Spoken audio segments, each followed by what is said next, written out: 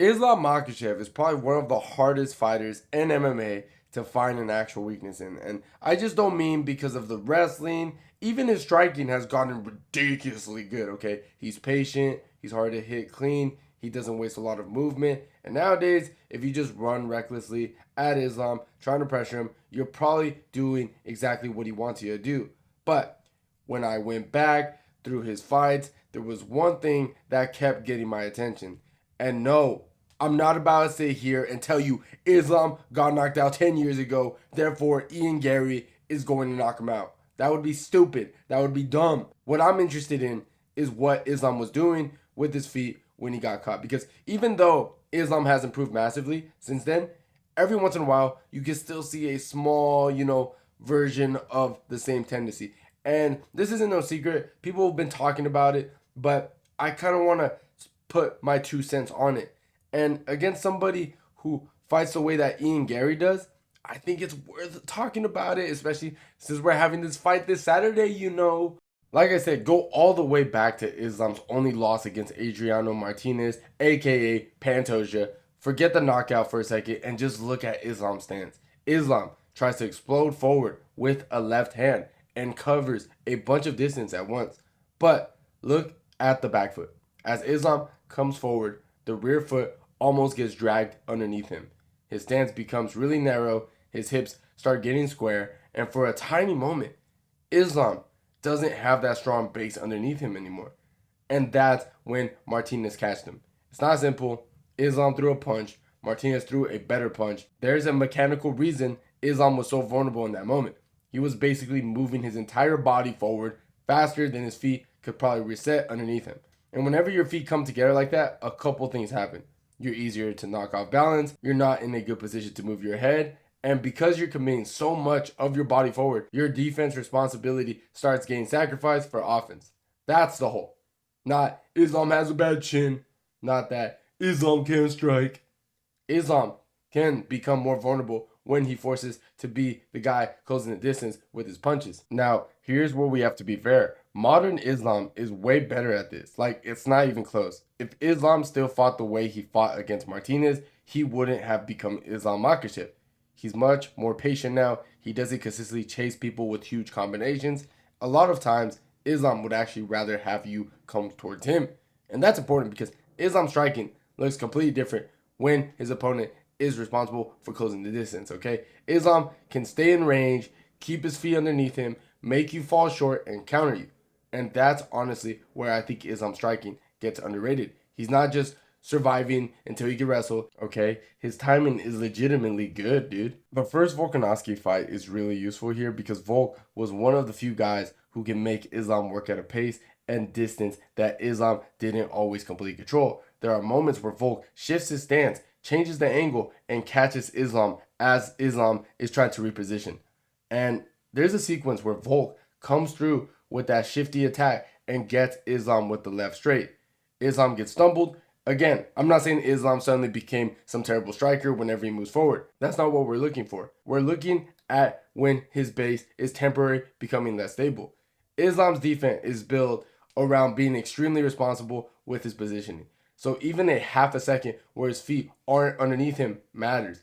And there was another interesting thing in that Volk fight because Islam was moving so much and constantly adjusting the distance. Volk was occasionally able to finish his combinations by kicking Islam's legs. And that's where we get to Ian Garry because if there is one fighter who absolutely loves making you reset your feet over and over again, it's Ian. Ian Garry can be annoying as hell to fight. It's like a fucking fly, when it comes into your room. You guys going bzz, bzz, and it touches you and you're trying to hit that motherfucker. You're like, but you can't hit him. And that's pretty much Ian Garry, okay? And I mean that as a compliment because Ian doesn't need to stand directly in front of you and have some beautiful boxing match. He'll jab you, he's gonna move, he's gonna front kick, move again, stomp at the knee, circle, make you take another step.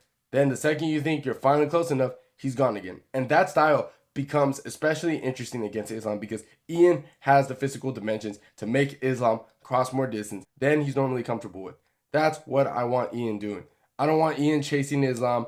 I want Islam chasing Ian. The Jeff Neal fight is probably one of the first fights I would look at. Neal is a southpaw just like Islam. Now, obviously, Jeff Neal and Islam aren't the same fighter. Please do not cook me in the comments. Please. I'm talking specifically about how Ian deals with the opposite stance opponent trying to close the distance. Watch Ian's lead hand. Watch the front kicks. Watch how often Ian moves after attacking. And especially watch what he does to the lead leg. And Ian loves that stompy kick right around the knee. And because Islam fights southpaw, his right leg is going to be sitting out in front. Ian's left leg is his lead leg from orthodox, so that weapon is right there. And people hear leg kick and automatically think Ian's going to destroy Islam's leg. He doesn't. The kick doesn't even necessarily have to hurt Islam bad. If you can kick Islam's lead leg and make him take one extra reset before coming forward, that's useful because every reset means Islam has to solve that distance again. And we have seen Ian do this consistently. Against Magny, he absolutely abused the legs. Against Neal, he kicked the knees and managed distance. Against Shavkat, he consistently put those long weapons in front of him. That's something Ian does much better than most guys Islam fought. He can make the cage feel really big. And that's exactly what you want if your whole goal is making Islam extend himself. Ian can throw that stomp without having to rotate his entire body like through some huge risk. Boom, touch the knee, back out, jab, circle, front kick, reset. Make Islam take another step, and eventually Islam has to decide, do I keep patiently walking Ian down, or do I finally explode across the space? That second option is what Ian should be trying to create. Because watch Islam when he's really trying to cover distance with his boxing. Occasionally, you'll see him, that rear foot coming underneath him.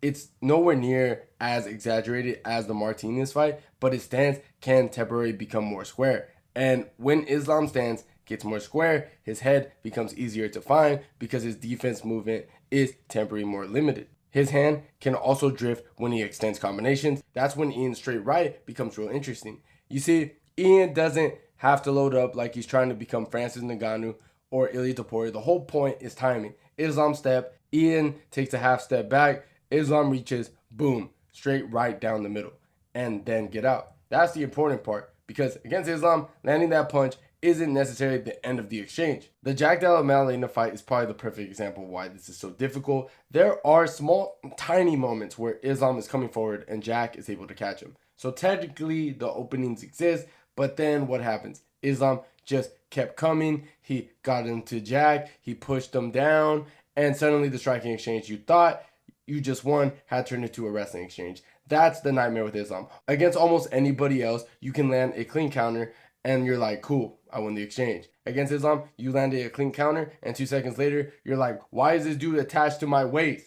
That's what makes punishing the weakness so difficult. And this is where another Ian weapon becomes interesting. The intercepting knee. We've seen Ian bring the knee up when opponents are trying to close distance on him. With how tall Ian is, it's obviously a dangerous weapon. People are going to say, just knee Islam when he shoots. That's one of those strategies that sound amazing until you're actually standing across from him himself, Islam Makhachev. Because if Ian guesses wrong and lifts one leg while Islam gets underneath his hips, good luck, bro. You just gave arguably the best wrestler in MMA one-legged Ian Garry. So, I don't think the knee should be Ian's primary defense, but I do think the threat of the knee matters. If Islam knows that Ian has the jab, straight right, front kick, oblique kicks, and the knee waiting for him, now Islam has more things to think about every time he closes the distance. And creating hesitation against Islam might be almost as valuable as actually surviving the striking. But there's also a massive problem with the entire strategy, the fence, because all of this sounds great when Ian has 20 feet of cage behind him. Ian moves, Islam follows, Ian kicks, Ian circles, Islam reaches, Ian counters. Beautiful, right? Now, what happens when Ian's back touches the black line? And that's where the Shavkat fight matters. Ian can defend himself extremely well in these positions. He is hard to complete control. He is hard to submit, but Shavkat was able to walk him backwards and spend long stretches attached to him. And Islam is even better at turning at positions into actual offense. So Ian can't just move backwards in straight lines all night. He has to circle, and more importantly, after Ian lands something, he can't admire his work. Land and leave, because the second Ian stays there thinking, damn, that was clean, Islam is already grabbing him. And that's why I keep coming back to this old Martinez knockout. Not because I think 2015 Islam is the same fighter we're seeing today. He's obviously not. It's almost the opposite. The loss probably helped create the patient version of Islam that we have now. But the mechanics behind the knockout are still useful. Islam got aggressive. Islam covered up too much. Islam feet came together. His stance got square. He got countered. Modern Islam has gotten extremely good at avoiding these situations. So Ian's job is simply to find the weakness. Ian has to create the situation that brings the weakness out. That's the difference, okay? And that's the part of this fight that I'm becoming more interested in. Can Ian make Islam lead? Can Ian make him consistently reset? Can he attack the lead leg without getting caught? Can he stay disciplined enough to throw 1 or 2 shots instead of, getting greedy? Can he land a counter and immediately get his hips away before Islam turns that punch into a body lock? Because if he can do those things, there are moments where Islam can be hit. There are moments where his feet can betray him. And Ian generally has some of those weapons that could take advantage of it. But there's a gigantic difference between identifying a hole in Islam Makhachev and actually surviving long enough to keep attacking it. So, no, I'm not saying Islam Makhachev suddenly has a bad striking. I'm not even saying Ian Garry is going to win this Saturday.